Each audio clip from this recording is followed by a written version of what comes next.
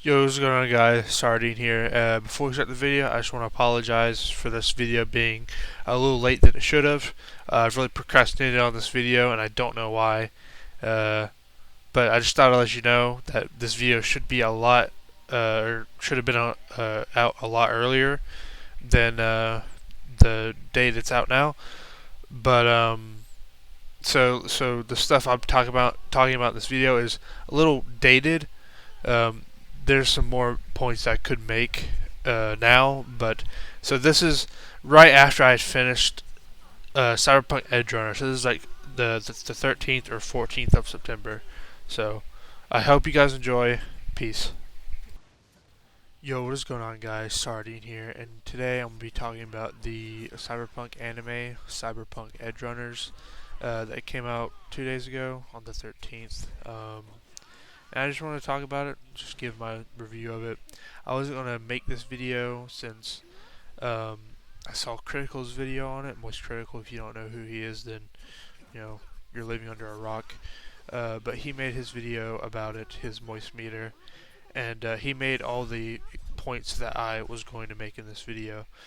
Um, so I kind of scrapped the video idea, but I thought, why not just talk about it a little bit more in depth since he just kind of talked about some things. So, obviously, Cyberpunk Edgerunners, Cyberpunk anime based off the Cyberpunk 2077 game that came out a year or two ago. I don't remember when it came out. It's directed by CD Projekt Red, the same people who made the game, and it was also animated by Studio Trigger, who made animes like Darling in the Franxx, one of my favorite animes of all time, and Kill la Kill. Those are some pretty popular animes that they have made. So, and their animation style is great. Their animation is awesome when it comes to this anime. It's great. So, the plot is different from the game. In the game, we follow a character named V, um, but in the anime storyline, we follow a kid named David Martinez, and this actually takes place beforehand. I don't know how many years, but this takes place before the game. I don't know how many years before, um, but yeah, our protagonist in the anime is a kid named David. He grew up in a poor family with his mom, and it's kind of his story of how he's becoming an edge runner, which is, I'm guessing, like the um, from the show, it's like the underground, like, criminal syndicate type thing. Um, the writing, sometimes the writing was kind of iffy, especially on the first and second episodes. And speaking of the first and second episodes, I think there's some parts in in the anime that I just don't think should be there. Like, if you watch the first and second episodes, there are definitely some parts where you're just like, really, does that pertain to the story? Like, there's some guys jacking, and you get what I mean. And so I'm not gonna I'm not gonna try not to get into any spoilers, but while David, our main protagonist, obviously, um, while he's trying to get into being a edge runner, he meets Lucy, which is our main protagonist. She's the girl with the white hair, um, seen on like the covers, and she's probably going to be everybody's waifu for the next like a couple of weeks to a month, probably. And then everybody will forget about her.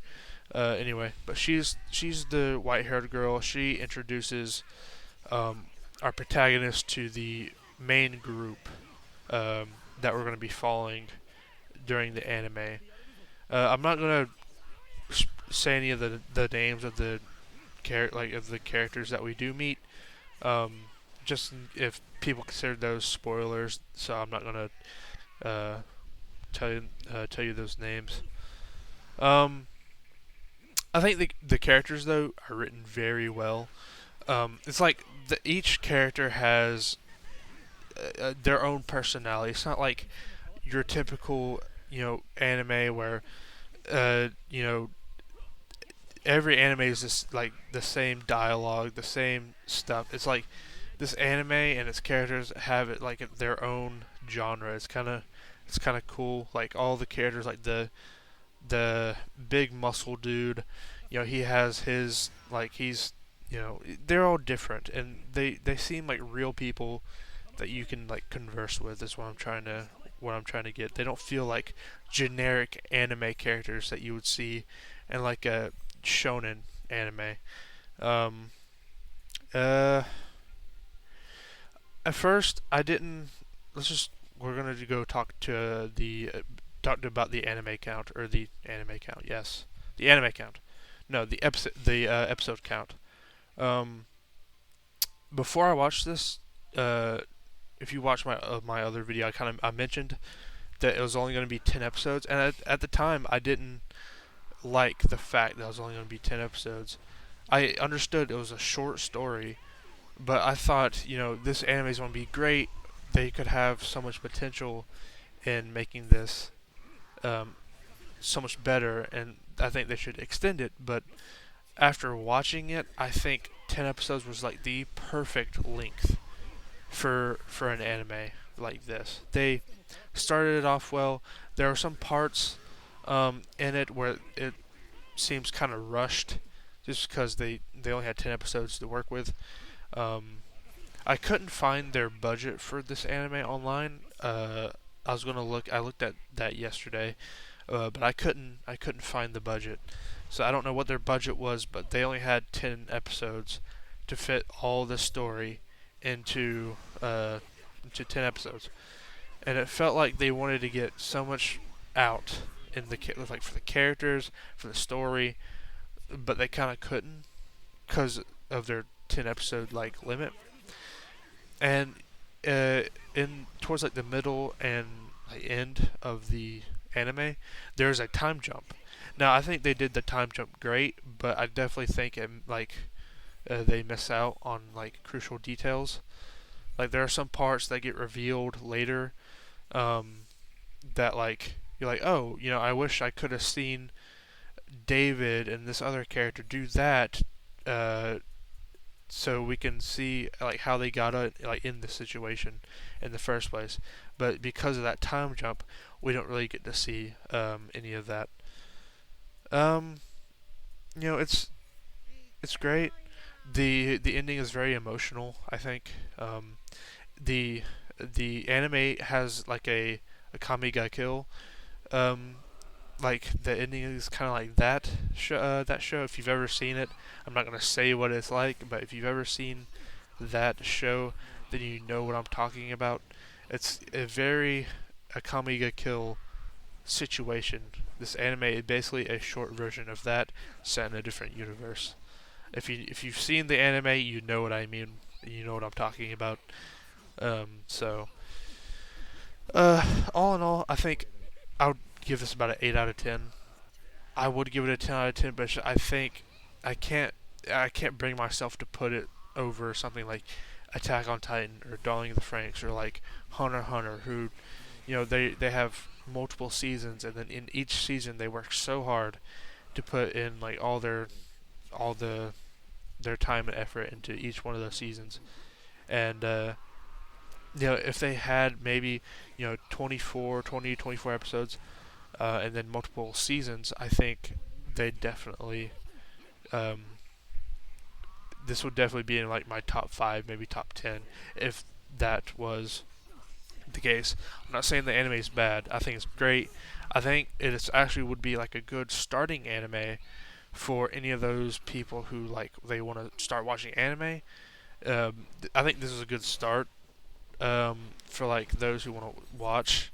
They can get a feel of what it'll be like to watch like gritty action animes that have like a lot of blood and stuff in it. I do think they go a little hard with the nudity, the gore in this show.